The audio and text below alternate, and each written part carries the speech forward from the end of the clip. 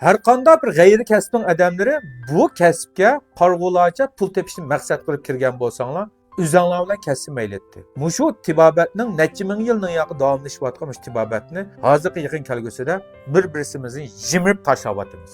Xalq ishonmayapti. Xalqdimi o'tinadigan mush kasbni muntazam o'qigan yoki bo'lmasa ma'lum bir ustozga necha 10 yil yoki bo'lmasa necha yillarga shogird bo'lib o'rgangan odamlardan doğru ilishinglar. Ham mushu kasbda endi pul topay yoki bo'lmasa mush kasb tarix qilay degan qarindoshlarimizning bo'lsa kitobni ko'p ko'rsanglar, o'qisanglar degan umidda.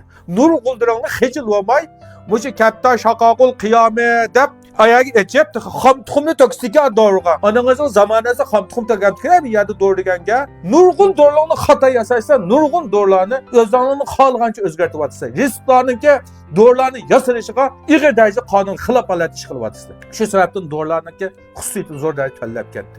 İkinci birisi doğrularını qarg'ularcha qattiq mubolag'alashtiryapti. Tugmadak bilmini tugidek ko'rsatib, ta'sir deganni 100% saqaytmaysiz. Ma'ni ismingiz kashi Rambo qo'yanjavsiz, ma'ni ismingiz latafatli xotin bo'lsizlar.